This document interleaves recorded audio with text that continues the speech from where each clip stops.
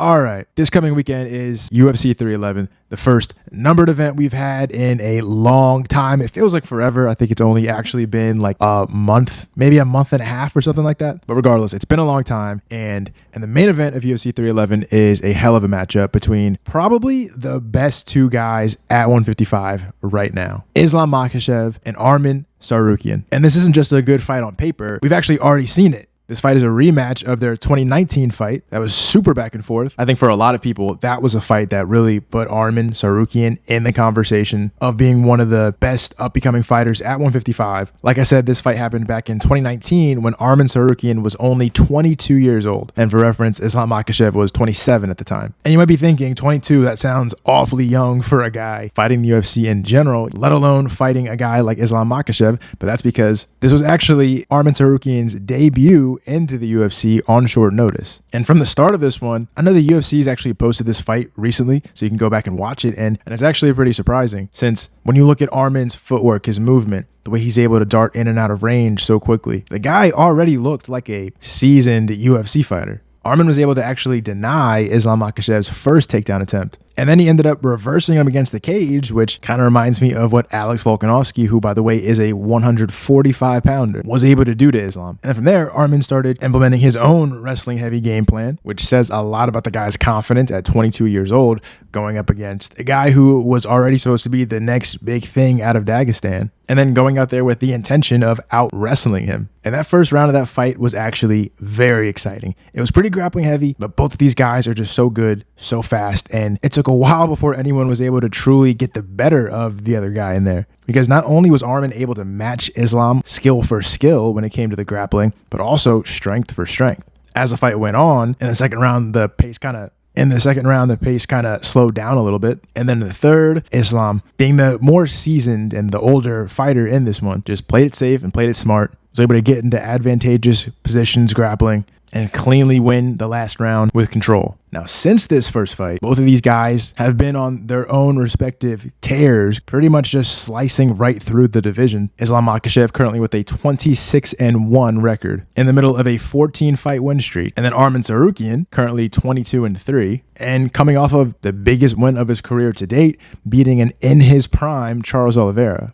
And again, when it comes to Armen, he's not just getting the victory. He's able to both survive and thrive in what is supposed to be the other guy's danger zone. And with a win like that, there's really no doubt about who should be fighting for the belt next. Now, this rematch is a pretty big deal for both fighters and for the division going forward. Because for Islam Makhachev, if he's able to get a win in this one, it would be his fourth consecutive title defense, which would be the most of all time. And for a lot of people, that might just cement Islam as the greatest lightweight ever. And if Islam's able to win this one, it would be his 15th win in a row, where he would be tying Kamaru Usman for the number 2 spot just under Anderson Silva's 16 straight wins. And for Armen, there's really no doubt about why this fight is a big deal for him. A win here makes him the champion, and not just any champion, but a champion beating a guy who is currently entering the GOAT conversation in his division. And with Armen being so young, I'm pretty sure the guy is like, 27, 28 years old. This would be a real statement that the old guard of 155, especially with some of these guys being vocal about how close they are to retirement, guys like Poirier,